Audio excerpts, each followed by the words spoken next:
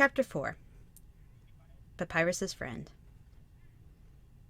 Listener had started off the night somehow managing to be a big spoon to Papyrus, who started and made a distress noise at every flash of light and clap of thunder, but she must have rolled over at some time in the middle of the night, because she didn't feel skeleton under her arm. She huffed as her hips shifted around, stiff from the night on the floor. She wished she could have taken the couch, but she'd been too afraid to be too far away from Papyrus, feeling that as long as she was near him, he'd help her stop his brother from killing her. Being alone around Sans equals death. Yeah, she had a reasonable amount of confidence that she could save herself, but you also used every tool in your arsenal, and Papyrus's company was definitely a valuable resource to have in this situation. Him being such a sweetheart made her want to be around him anyway. It counted as a double win for her. Besides, it was always a good idea to save your strength for the real fight, if there would be one, since letting yourself get worn out with the little things just made it easier for the bigger encounters to kill you. Listener yawned, then started to stretch as she opened her eyes, only to see one large red highlight right in front of her face. Ah! Jesus fucking shit! Listener screamed as she scrambled to get away, accidentally ramming her hand into Papyrus in her terror-filled escaped attempt. "Oh, God, shit, I'm sorry, Papyrus," she told him, holding his skull in her hands, softly rubbing over it to soothe him, though her eyes hadn't left Sans as he sat up, still staring at her with his maniacal grin. That's right. Sans had refused to leave her alone with his brother, so they ended up all sleeping in the living room floor. He'd been on the other side of Papyrus from her, though. "Are you all right, human? What happened?" Papyrus asked as he rose from sleep, his hands meeting hers as he stopped them, then rubbed at his shoulder where she actually hit. Well, nothing really happened. Sans was just creeping her out. "I was startled," she answered.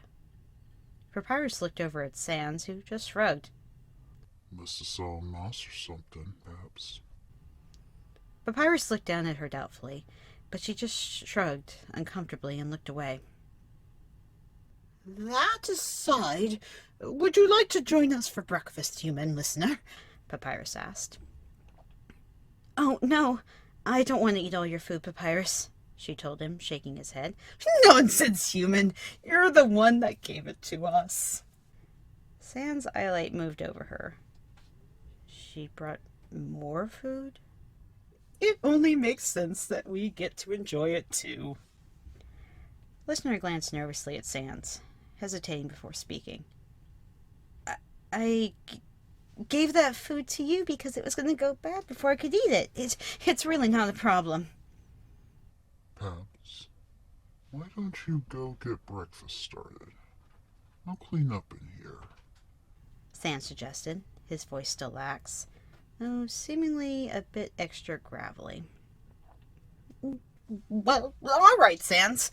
It's nice to see you showing initiative," Papyrus said happily as he climbed from the floor and made his way to the kitchen as he dusted off his pajamas, making the blue snowflake pattern fluttering with the motion. Listener immediately moved to follow him, but was stopped as Sans' hand shot out, catching and stopping her from passing. "Why don't you give me a hand, human?" he suggested darkly. A nervous noise left her, and he turned to make sure his brother was out of sight in the kitchen, busy enough that he wouldn't come back for a moment, before he grabbed the collar of Listener's shirt and turned, pushing her roughly against the wall, his eyelids so close his nasal ridge was nearly pressed against her nose.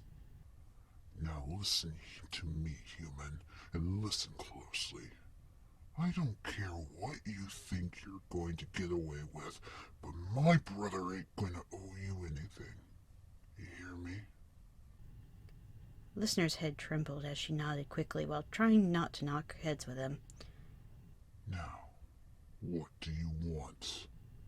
"Nothing," Listener insisted.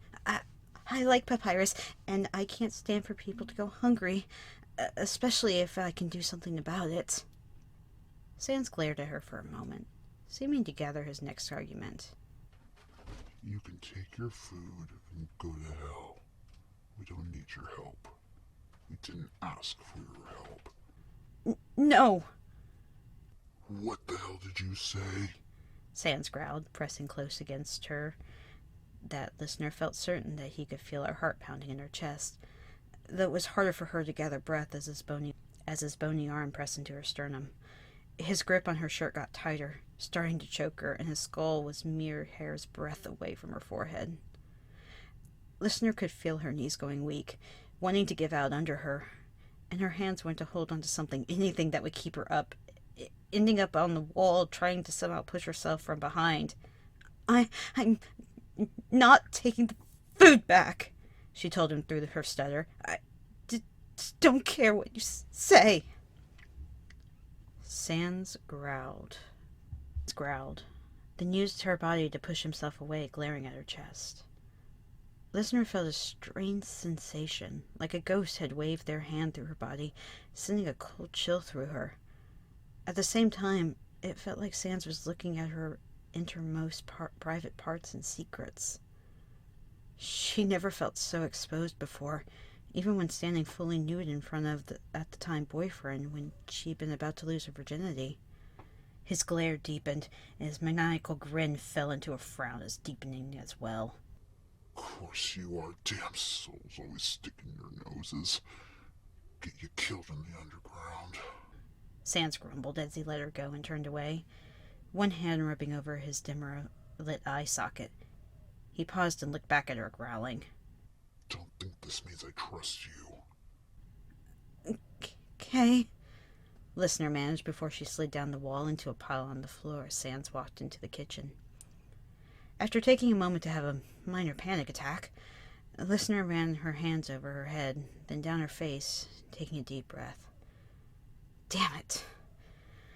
She knew that if Sans wasn't so terrifying, she'd be able to use her training to subdue him, but he was just so terrifying. Anytime he came towards her and she wasn't ready, her body froze up and refused to move, her mind blank other than the need to get away and some primal instinct. Listener pulled herself from the floor, shaking her head and patting her cheeks to pull herself out of those thoughts. She hadn't been in this situation where she had to use her techniques for a while, so maybe she was just rusty with getting into the headspace to use them. She'd work on that. She made quick work of folding the blankets and stacking the pillows that had been their sleeping area, putting the pile on the couch and going into the kitchen, staying near Papyrus's side as he cooked some more of the food she brought. This time, Sans ate, quickly shoving the food into his mouth and staring at her the whole time, warning in his eyelight. When breakfast and the dishes were done, Papyrus offered to walk her back to the campsite again, and she gladly accepted, still somehow knowing that Sans wouldn't kill her if Papyrus was there. As they walked back, Listener stopped a lot of places on the side of the road and in the field, gathering pieces of plants, placing them in the bag that she'd had Papyrus bring, stopping every so often to stare and compare them to her phone and gather. I don't mean to seem rude, human listener, but what are you doing? Papyrus asked, after he had a nearly half-full bag, and they were almost to her campsite. She could feel Sans glaring at her from behind, still refusing to leave her alone with his brother. You mentioned you have traps, right? She asked, and he nodded, looking a little bright about his cheekbones as he looked away. For game, rabbits and deer. He sounded so nervous. Listener gave a reassuring smile and gestured to the small white flowers she was collecting. So you're a hunter, but you don't know much about gathering. These are all edible.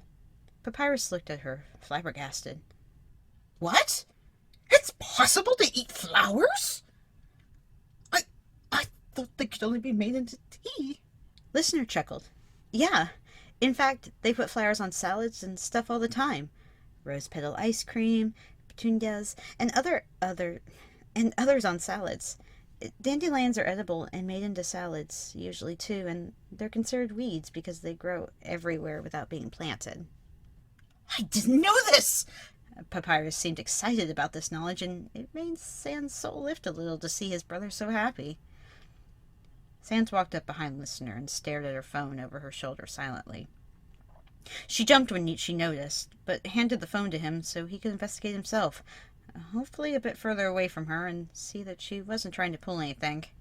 Maybe we can go looking for wild strawberries later, if neither of you have to work, she offered. Sometimes she forgot that other people had normal jobs that required them to do normal job things. Papyrus looked at her, surprising her by pulling her to his chest, her feet leaving the ground as he held her close, and from the choked up sounds in his voice, she could tell that he was close to crying. That would be wonderful, human listener. We don't have to, but... Papyrus set her back down and looked off to the side hastily. Don't you have to work? The listener looked up at him, squeezing his humerus comfortably before looking away in embarrassment. Actually, I don't have a job. You don't? She shook her head. Just recently lost it, actually, she muttered in answer. Then how do you afford somewhere to live? Papyrus asked, confused. Listener chuckled nervously. I don't... At the moment, she rushed to finish. Oh no, my new friend, listener, not only have you lost your job, but you're homeless as well? Papyrus looked truly distressed at the idea. Oh, no, Papyrus! Listener quickly told him. Not exactly, anyway. I have a camper, and I'm parked here, and I'm just camping, technically. How are you going to pay the site fee? Sans asked suspiciously. I've got a bit saved up. I was already saving up to rent a cheaper place, but it wasn't enough to pay my rent, so I took it and did the vacate part of pay or vacate, she answered. Sans studied her, but he couldn't find any lies on her. He grumbled something under his breath and rubbed his palm over his skull, phalanges catching on his brow ridge and eye socket. It's fine, Papyrus, Listener assured him. Humans go camping all the time.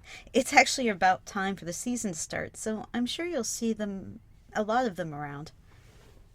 Papyrus looked a little bit comforted at that, so she turned to direct her next words to Sans. I can pay the lot fee when we get to the camper. Oh, I never did check in, Sans grumbled, looking off to the side. You don't have to pay anything. It's not an active campground anyway. Oh. That made her feel a bit uneasy, and it took her a moment to figure out that it was because that meant no one else would be coming up here. I didn't realize this was private property. I can go... No! Papyrus nearly cried out, though it was strangled in his attempt to keep it back after it was too late. You said you'd take perhaps looking for strawberries. Sans said, his socket shifting into more of a glare. Don't let my brother's bad manners scare you off. He doesn't mean these things. Papyrus sounded a bit desperate, like he was about to lose his only friend. We can. We're going to go find strawberries, if there are any, she told Sans, then turned back to Papyrus, going to give him a hug. She felt him wrap his arms around her and hug her back. I didn't mean I'd never see you again. I just didn't want to be some squatter hanging out on your property uninvited. She tried to pull back, but he didn't let go. Looks like the hug was continuing. Then I'll invite you. He finally let space between them, hunching a bit more to meet her eyes with his. My new human friend. Listener, please feel free to stay here as long as you want. Oh, of course, Papyrus. Who could say no to that sweet face? She told him, going to pinch his cheek, only to remember that he was a skeleton and you can't exactly pinch bone. She brushed her thumb against his cheekbone with a smile instead. Papyrus's skull flushed, and he didn't seem to be able to make anything beyond flustered noises. There was a slight growl from Sans, and Listener looked back at him in question. What the hell had she said to set him off now? No one's ever said that kind of thing about me. They're usually too afraid of the way I look. His voice trailing off painfully. And Listener took his skull in her hands, tilting it this way and that, giving it a thoughtful look. What are you doing, human listener? He asked nervously. I don't know what to tell you, Papyrus. You have a skull, like anyone else. Sure, your teeth are stained. Same could be said for someone who smoked for years. And they look like they could do some work. Maybe braces. And you squint like you need glasses, but other than being really, really tall, you look pretty much like anyone else. Other than being a skeleton. I've seen some people with some pretty bad teeth myself, so... She shrugged, letting him go with a smile. Tears gathered in the edges of his sockets, his jaw trembling a little. Don't cry, Papyrus, she said with a glance over at Sans, worried he'd attack her because she'd made his brother cry. I'm sorry. I wasn't trying to be mean. Papyrus wrapped her up in his arms and squeezed. I'm not sad, my friend human. These are happy tears. No one has ever said anything like that to me before. Even before I looked like this, people were still nervous around me when they met me. Listener wrapped her arms around him the best she could and squeezed him back. When they parted, she glanced at Sans again, seeing him look pretty relaxed, though his smile was still sharp and his eye sockets seemed ultimately focused and intense. Almost like he was trying to look right through her. It was slightly less creepy, less murderly, at least.